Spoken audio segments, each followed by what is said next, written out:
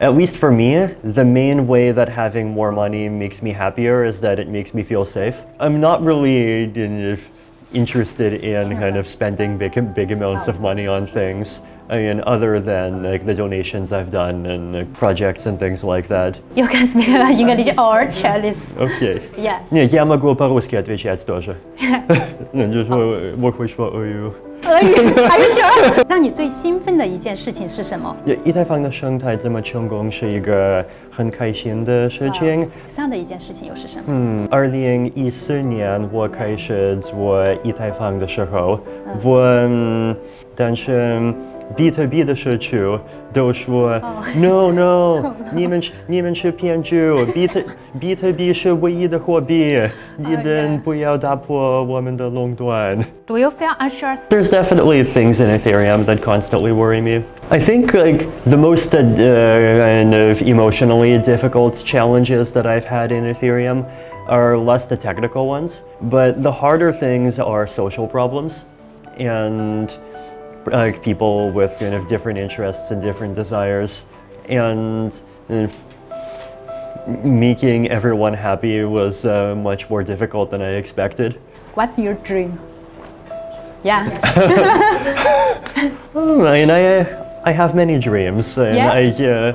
And I hope that with blockchains and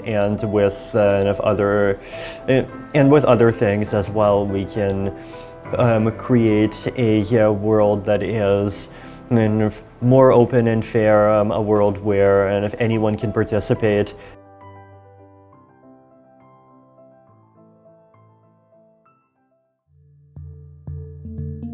在抽象的区块链世界里，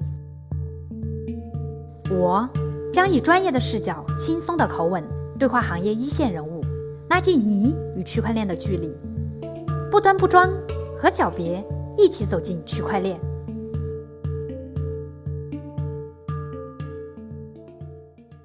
We know that you can speak Chinese.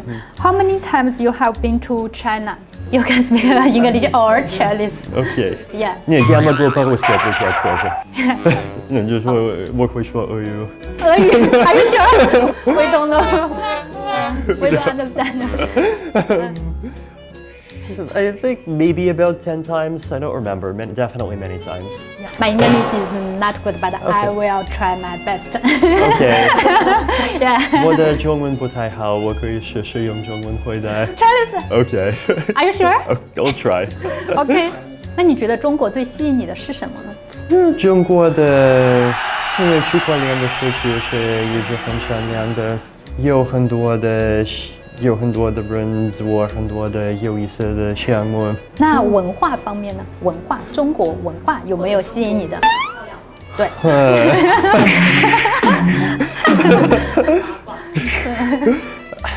中国文化是复杂的，也是有意思的。一个比较细节的东西，我在这儿更喜欢的是，在美国和加拿大和欧洲的个饭店，你是每个对，就你点菜的时候，每个人就点自己的菜，然后就只能点自己的，但是在中国的饭店更正常的就是大家都一起点，对，你可以就吃你想吃什么。对，我觉得这个就是有意思的，在西方有很多人说，就是做很多的这种公共的东西和自由是相反的，但是在这个吃饭的方面，就因为饭都是公共的，所以我觉得更自由的，就可以随便吃我想吃的。You are so special. 我一直觉得这一点是有意思的。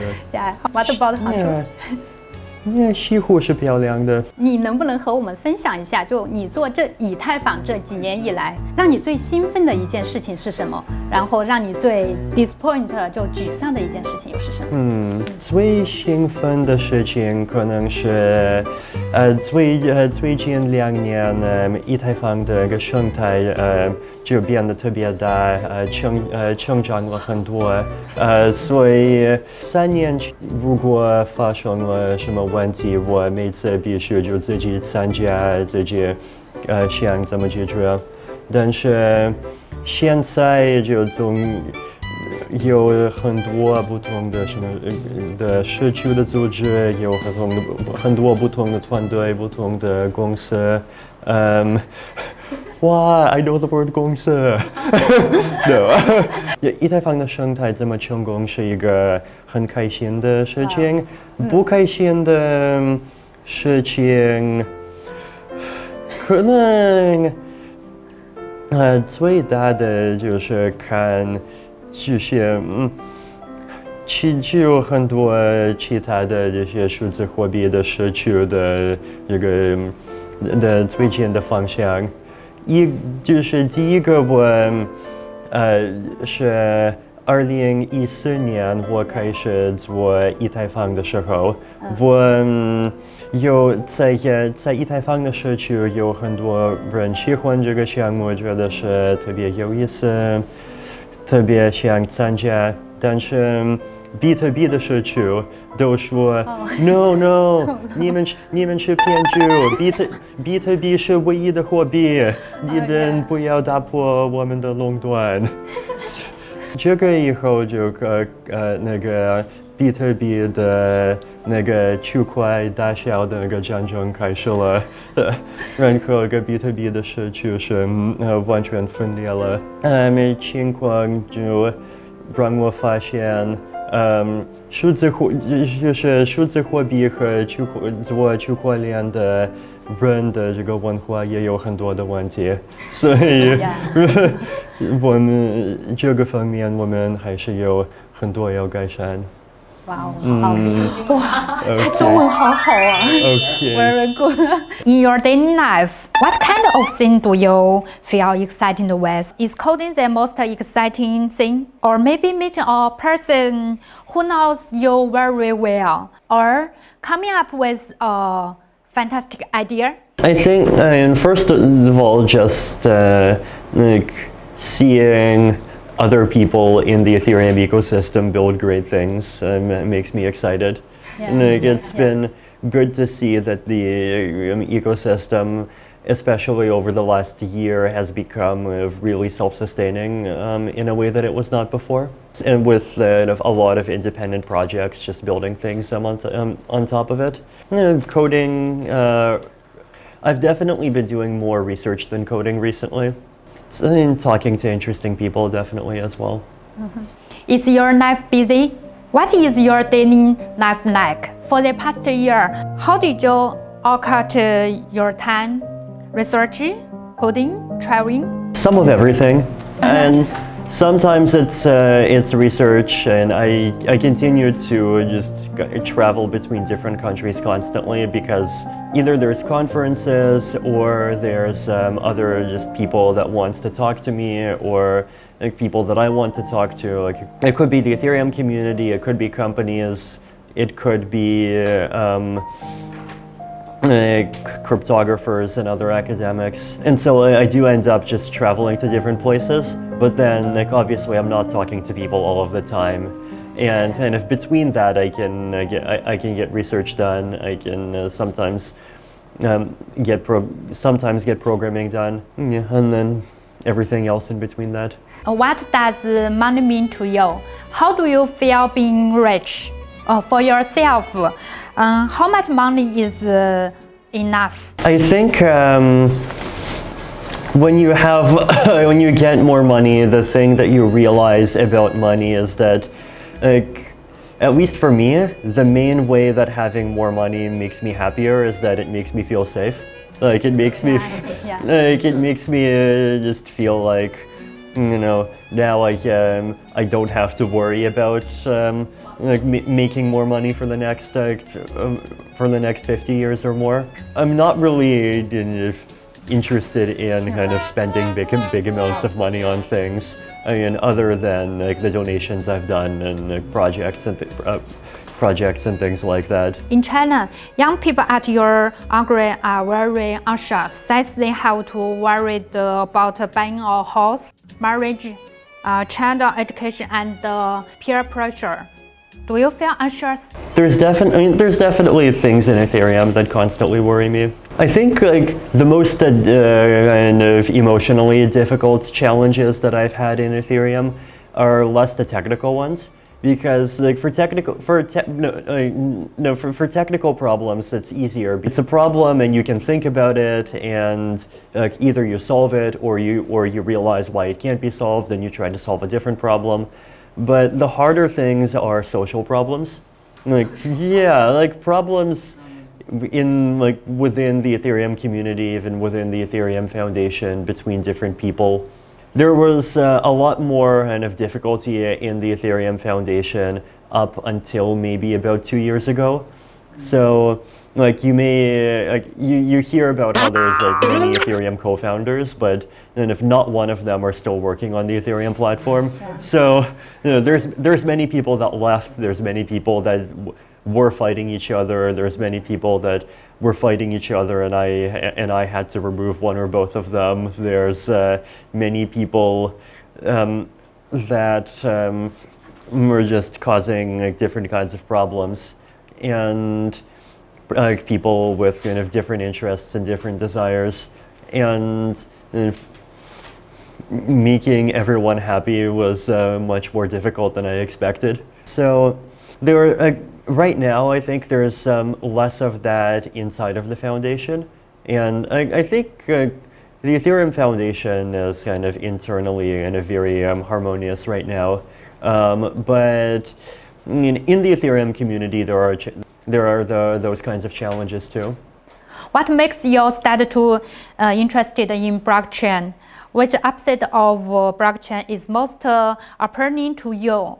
Decentralization, freedom, or transparency? Could you elaborate on that? Yeah, and I think the thing that has excited me all along about the blockchain ecosystem, like even starting from Bitcoin, just is this idea that it's a kind of free and open system that anyone can participate in, and where there are no kind of extra people at the top. Like the entire system just is people freely and openly participating in it, and there's nothing else. And the idea that kind of a group of people can just come together and create a currency is something that immediately got me very interested and excited about Bitcoin 8 years ago. There were also the economic aspects and the mathematical aspects that interested me intellectually as well. And also, even before Bitcoin, I was following things like free open source software. And so I think those things are important, and in general I see blockchains as kind of continuing kind of trends that existed before, and open source software being a big one, but some others as well. But blockchain technology really expands the possibilities that you can have with those things. For example, software that existed before was mostly just things that you can do as one person.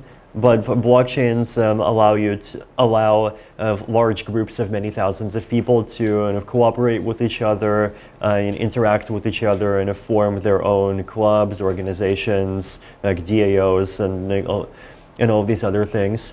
And I think the possibilities that could come out of that kind of experimentation are very big. Imagine what will you be like 10 years from now?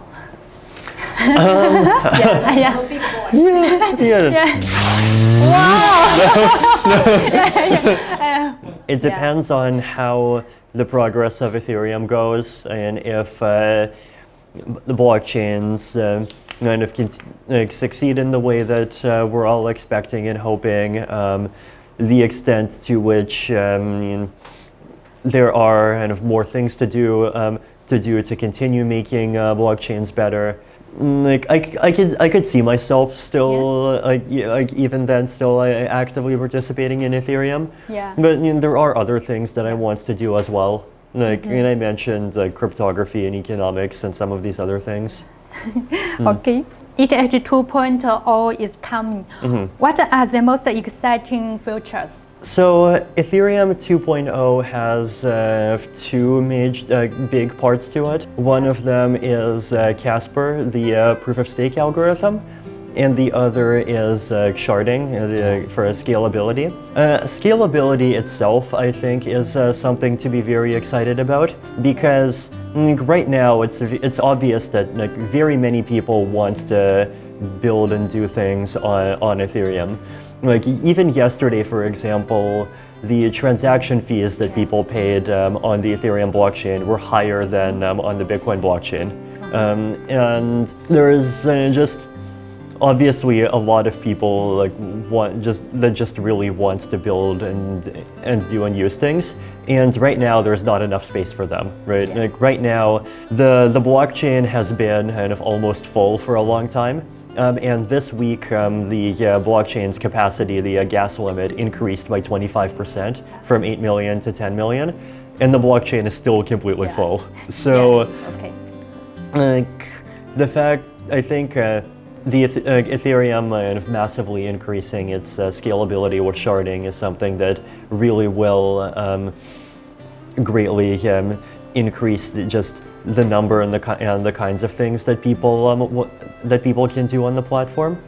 Yeah. I think another important thing to keep in mind is that even right now, there are many big companies that might want to do blockchain applications, but because they see the public chain is too expensive, they do not even start. So when we see more scalability, then the ideas that many people have been kind of talking about now, especially things like non-financial applications, where people are not used to paying 50 cents for every transaction. I think many of those applications will get much bigger. Name 3 advantages and 3 disadvantages of ETH. I guess Ethereum compared to what, right? Ethereum compared to Bitcoin, Ethereum compared to centralized systems, Ethereum compared to decentralized systems that are not blockchains. Yeah, it depends what you compare it with. So comparing to other blockchains, for example, and I think the Ethereum being general purpose and easy to build anything on is one big advantage. Ethereum community being large with a lot of people working on all of these different projects is another advantage. I think the disadvantages right now have to do with things like scaling and usability. Yeah. And that's true compared to centralized systems, but also compared to some other platforms as well. Yeah, and so aside from scalability, and privacy is another one, that blockchains are still difficult to use, and they're still difficult to use securely, is still a major bottleneck that we're trying to solve. You seem to have met quite a lot of state leaders, such as Putin. Who else have you met? Who is friendly to blockchain and crypto? Who is not? I think the problem is that the leaders that are willing to talk to you are the ones that are friendly to blockchains. And I met with people in many places, and I talked to the Bank of England, people in the Bank of England in the United Kingdom, Estonia, Singapore, many places, and I think most countries in the world have at least some people that are interested in blockchains, and that have people trying to figure out how can we use the technology to do good things, and there are some countries that are kind of further ahead on technology than others. And I think in most places there's at least some people that are trying to do something. And aside from government leaders, I've also talked to people in large corporations. Like I met the CEO of Twitter a while back. I actually talked to very high-level people from Alibaba just yesterday. Yeah, so the one thing that you do learn from interacting with very high-level people is that I don't think that they're that much better than everyone else. Yeah, I think when you talk to them and you talk to just smart people that you know from other places in life, the difference isn't always that large. Right? And so I think part of success is hard work, part of success is just having the right talents, but part is also just random chance. And it's important, I think, to keep that in mind. And one reason it's important to keep that in mind is that what it means is that the world that exists today is not created by people that are that much smarter than everyone else. What that means is that there have to be many ways in which the world can be improved and changed, and we should be trying. Can you compare blockchain developments in China and other countries? I think the kinds of there's definitely interesting differences that I've noticed, so for example, the thing that I think the Chinese and US blockchain ecosystems have in common is that there's a lot of these VC-funded projects and a lot of money, whereas in Europe there's kind of less money and there's more of this culture. There's more projects where people just do things and just don't expect to get paid for them. Thing that I found or the same about maybe the US and Europe, but different in Asia in general, is that in the US and in Europe, there's blockchain projects are people talk about ideology much more. So about things like freedom and decentralization and open source and those things. And in Asia in general, people do talk about this too, but somewhat less. And there are more projects that are kind of just about coins and doing things with coins. Another interesting thing I've noticed recently is that DPoS seems to be more popular in Asia than outside. I remember in Shanghai when I was speaking 2 days ago, the one Qiang economist was speaking at a panel, and he mentioned how the success of EOS for the last year proves that DPoS is helpful. And I was listening to this, and I just a few hours before I saw in CoinDesk an article that EOS, everyone's worst nightmares about EOS are true. Many people in Europe and the US just think that EOS proves that DPoS is a failure. It's interesting how people can see the same things happening in the same evidence and get different conclusions out of this. What's your dream? I have many dreams. And I hope that with blockchains and with other things as well, we can create a world that is more open and fair, a world where anyone can participate, not just participate as someone who, not just as a consumer, not just as someone who lives in a society and benefits from it, but also as a producer. A world where people, all the different people with all of their different ideas can have those ideas expressed. Hope that with blockchain technology we can enable these new possibilities for how people can organize, for how people can do things, for how people can run and participate in these different projects together. Yeah. I think that in this there's definitely a real need for these sorts for these kinds of things. Yeah. Like I think I don't know. I think it's like it's a very interesting time in human civilization right now, with lots of things changing at the same time, and I think the tools that we use for collaborating needs to also start quickly changing and improving with the times.